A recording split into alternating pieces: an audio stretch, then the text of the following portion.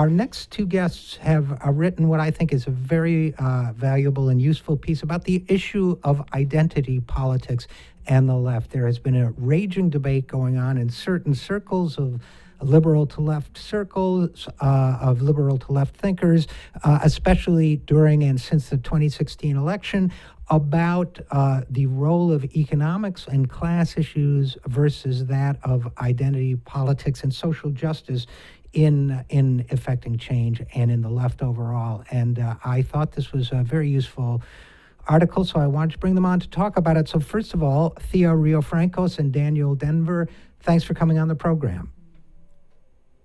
Thanks for having us. Thanks. So let me start with this. I don't want to summarize your piece for you or your thesis for you, but what I took away from this, from what you wrote, essentially as a fundamental point of taking off point, was that that the entire debate that's been raging around whether, for example, Democrats or political movements should emphasize identity versus class is based on a fundamentally flawed premise. Am I interpreting your thesis more or less correctly?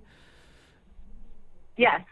I think that's definitely part of what frustrated us about the debate, was that there were shared misconceptions among people that disagreed with one another. Right. Okay, well, let's talk about what those misconceptions are. One of the ones that you mentioned that I strongly agreed with was the assumption that working class somehow means white working class. It's something that, it's the inverse of a problem that's frustrated me a lot when pundits and certain journalists and commentators would use the phrase working class to mean white people. But the inverse of that is that, I think one of my takeaways from your article was, well, but that same logic is being applied in this case when you imply that there's a competition going on or a conflict between class politics and identity politics. Fair? Is that part of your argument? Yeah, I think the whole notion that you heard a lot from the Clinton campaign was that Bernie Sanders' emphasis on class politics and fighting the super rich would sort of inherently detract from struggles for racial or gender or LGBT justice, and that's just entirely false unless except within the framework that they put out, which is one that constructs those identities as having nothing to do with class and only to do with very narrow and particularistic interests. Yeah, and I should disclose, if we get into talking about Bernie, that whatever disagreements any of us might have had with him, I was the campaign writer for Bernie's presidential campaign. So, it frustrated me a lot from the inside during that primary that it didn't seem that many people were making the argument that you guys are making here, which is that class issues and economic issues, if anything, disproportionately affect the very same populations that people are talking about when the Clinton campaign and others. Yeah, and conversely, there are also some people on the socialist left, which is where we locate ourselves, who are sort of whose argument is sort of the inverse of that made by the neoliberal Clintonites, which is that we have to get away from focusing on race and gender and things like that and focus on what unites us all, which is class. But both sides of this debate, well, I think we actually point out at least three sides of the debate, if not four. They all kind of share a misconception of how identity works and assumes that they have that a focus on an emphasis on class necessarily distracts from these other issues when, as you pointed out, many queer people, many Black people, many Latino people are also working class people, and they have shared interests with working class white people in these fights But not just that, their struggles for more particular issues around gender and racial justice in no way should be conceived of as opposed to struggles for class justice, because really the only way forward to achieve victories on all of those fronts is to fight for justice on all of these issues. And one thing that I would add is that, if you look at issues such as immigration or mass incarceration or misogyny and patriarchy or homophobia as divorced from political economy, you don't really understand how and why those issues function and how and why those forms of oppression persist. I mean, you have to locate them within a broader set of power relations that is very much structured by capitalism. And so to understand those issues, you also need to understand how class and economic exploitation function in contemporary capitalism. So we kind of got at it from both of those angles. Yeah, so on the one hand, to fight racism or patriarchy or homophobia, it's critical to understand the role that those forms of oppression play in maintaining class inequality and capitalist power. But on the other hand, it cuts both ways.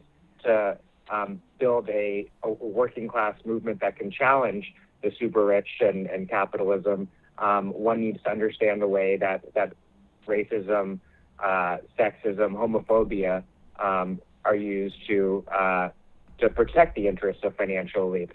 So they're really not opposed movements in any ways, or at least they shouldn't be.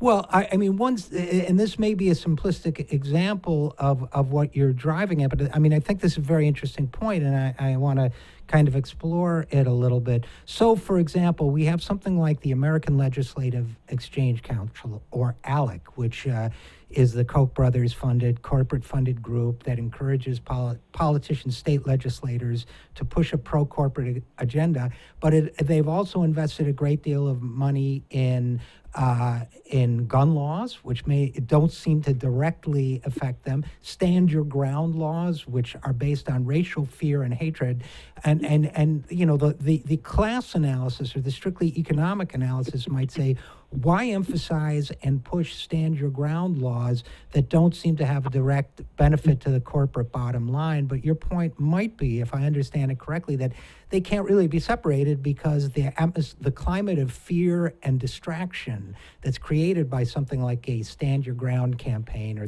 which basically is based on the premise that those scary others are coming to get you, is part and parcel of what it means to push an agenda of inequality and corporate wealth. Is that a fair example, or am I on the right track or wrong track? Yeah, I mean, I think that locating stand your ground within this broader context of mass incarceration and the carceral state and the criminalization of blackness in this country, which has a very, very long history, is inextricable from the types of political economy and the evolutions in the capitalist economy that we point to in our article. So I think they appear as cultural or culture war issues, but when you dig into them, you see that actually the ways that mass incarceration or the carceral state not only reinforces economic exclusion from the economy, for example, among black men, for example, but increasingly black women too, in terms of how the prison population is changing, not only reinforces those exclusions, but feeds off of them and works symbiotically with them. I think that those are no longer just purely cultural issues. They're no longer just distractions. They actually are very connected to capitalism and to class inequality. Yeah, and they're fundamental.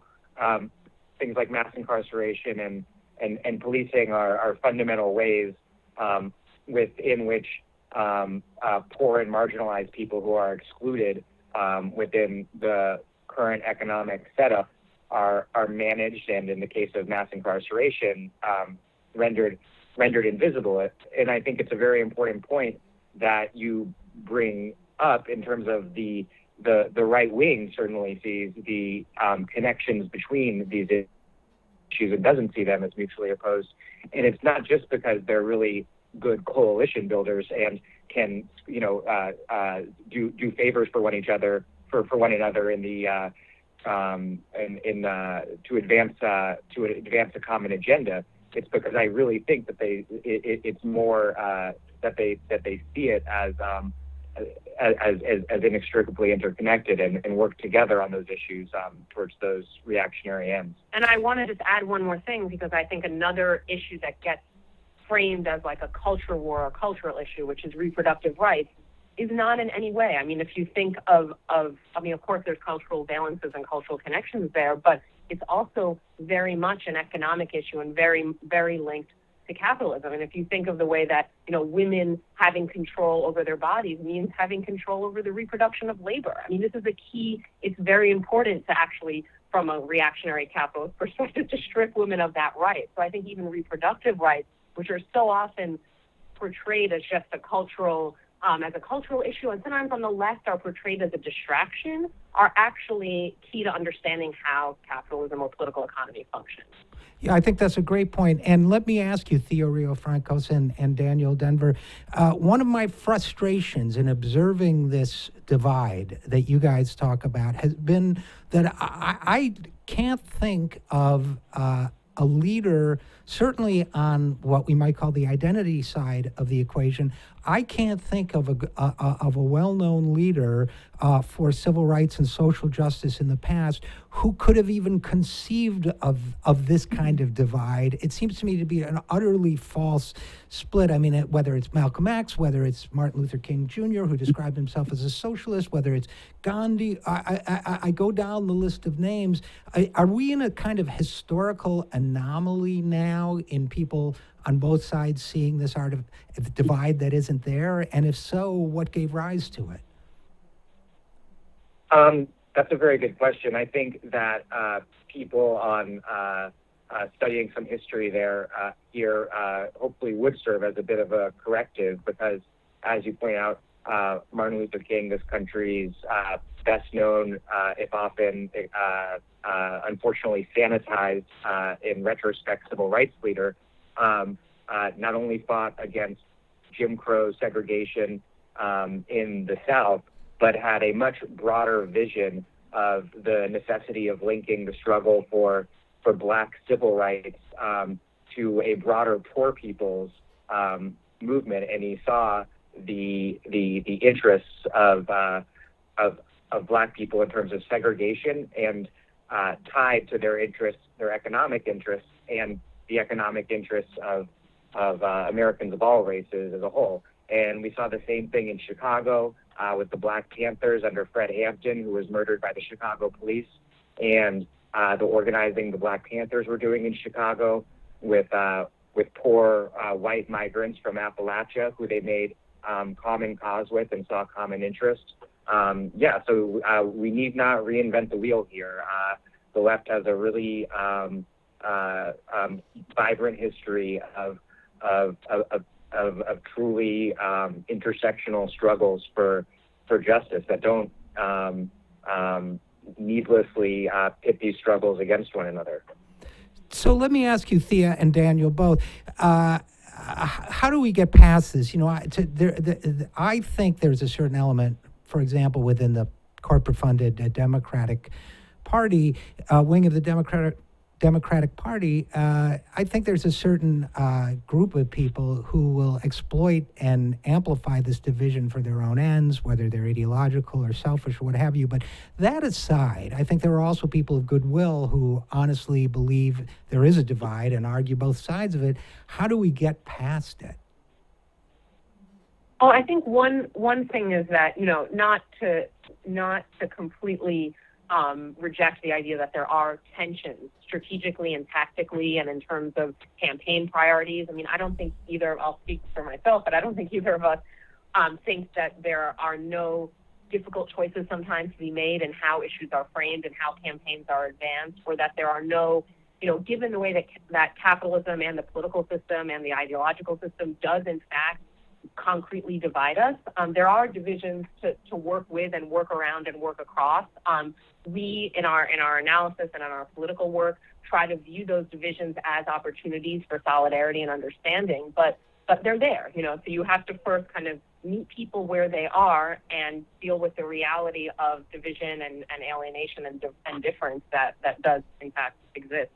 In our article is very much the people who we were hoping to speak to in the piece are those people on the left, whether more oriented towards a class-aligned socialism or an